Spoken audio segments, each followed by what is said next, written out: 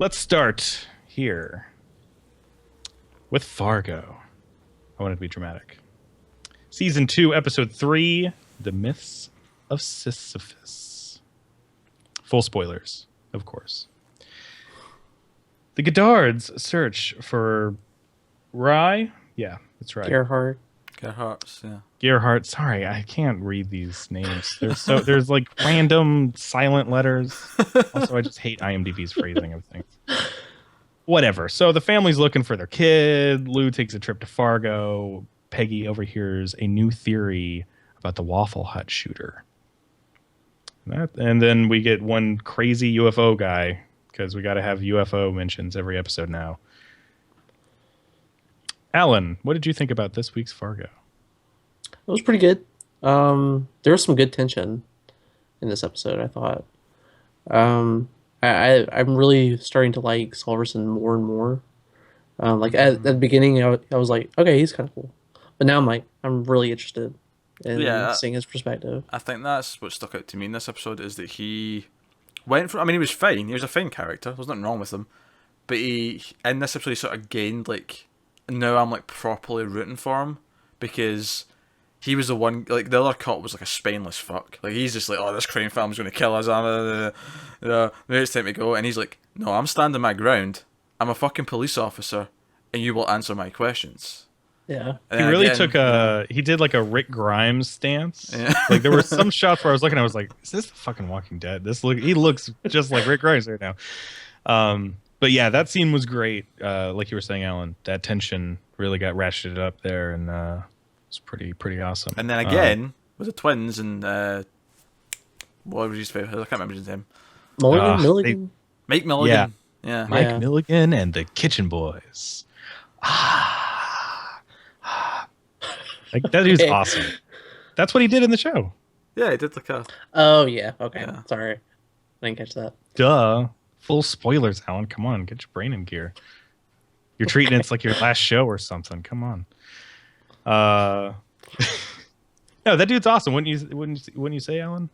Yeah. I like him a lot. I also like how he broke his accent in that scene. Because he was talking with that like North Dakota accent, that very kind of northern dialect, but then he gets to a certain point in his speech to Solverson, and he breaks it and he talks as the actor normally does, and it kind of shows that he's putting up this front. He's not who you think he is. I like that a lot. Yeah, that was good. Super cool. I really like the scene with him in I always called him Robert there, but Garrett, what's his name? Brad Garrett. When they're like, he's at breakfast and they're just sort of going over what's going on, and then there's just random conversation about shampoo, and Brad Garrett leans over and he's like, "Feel my hair," and he's like, "That's nice, that's good hair." Yeah. So those little touches, I really appreciate those little touches. There's a really offbeat, literal little touches. Yeah. It's good. It's good. It's good. I would also like to mention that there is a Pulp Fiction reference in this episode. Well, go for it.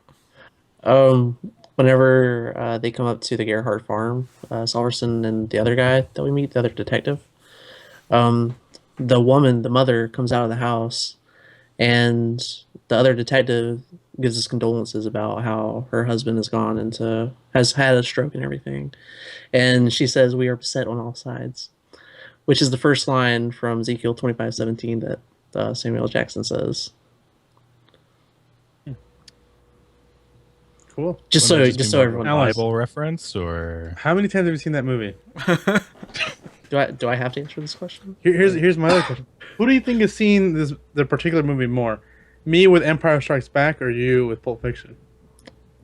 We should take bets on that before we answer. It's a good battle. Anyway, continue. I feel like answering either of those for you guys would need an algorithm, because you'd work out how often you watch it, like a month, and then multiply. You'd have to, it'd be about that rather than sitting and try to actually figure out how many times you've seen it, just individually. But yeah, Fargo.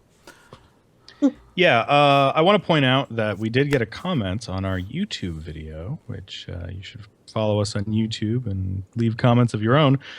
We had Zombie Fun 100 let us know that the alien stuff in particular is borrowed from the Coen Brothers film The Man Who Wasn't There, and a bunch of the other stuff that we've commented in previous episodes and talked about, when we briefly discussed season 1, are all, different aspects of different Coen Brothers films, which I think is pretty interesting and actually makes me want to go back and either watch for the first time or rewatch some of these things, because I don't know.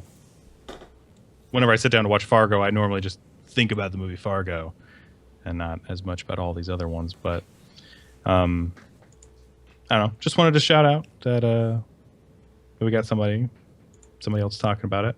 Thanks, Zombie Fun 100. Is that his name? Oh yeah, Yeah. Thanks. Okay. Good job.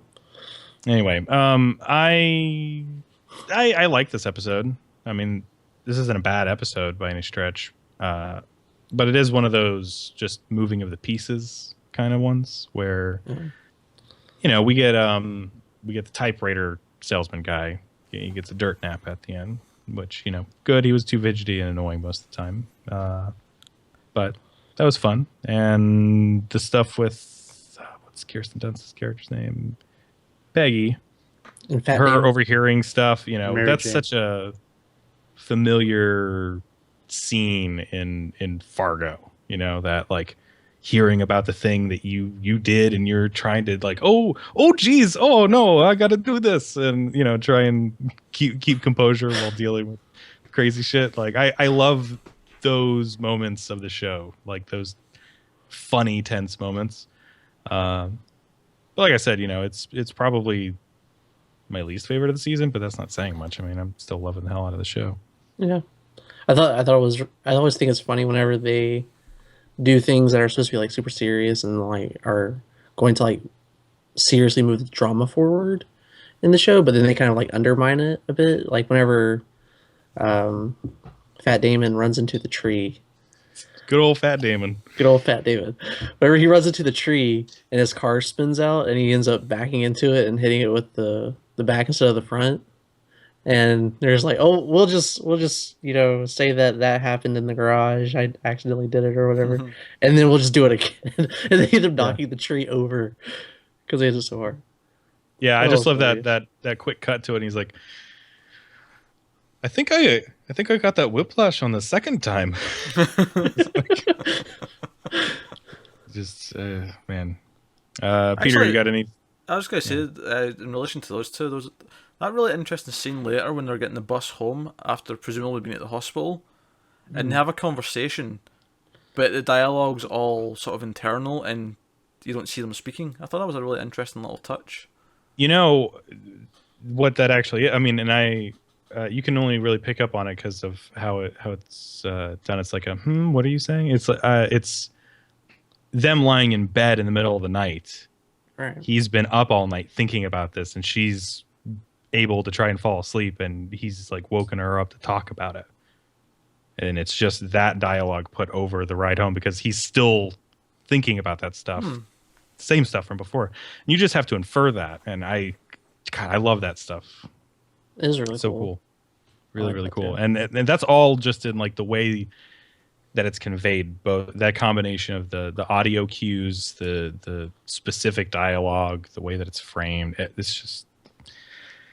It's everything that you'd get in a Coen Brothers movie. So that's why I, when people talk about this show and say it's more like Coen Brothers fan fiction, like I feel like that's a little harsh because it's doing it really, really well. So It's an homage, I think, to Coen Brothers. That's more really than someone who fan knows what they're doing, making something in homage.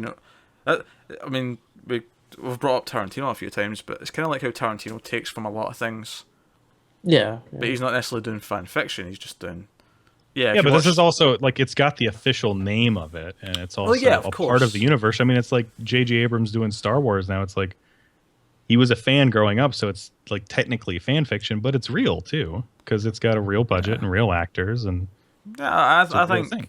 quality has a large part to play in what feels like fan fiction and what doesn't, and I don't think it feels like fan fiction because of the quality. Yeah, I guess I could see the argument of because they're putting elements from all sorts of different Coen Brothers movies, that maybe then it gets into fan fiction-y territory. I could see that argument a I little think bit. for those people, I would say go watch True Detective season 2 again and come back and tell me how much you want to watch Fargo. Nothing to do with the argument directly, but a good suggestion nonetheless.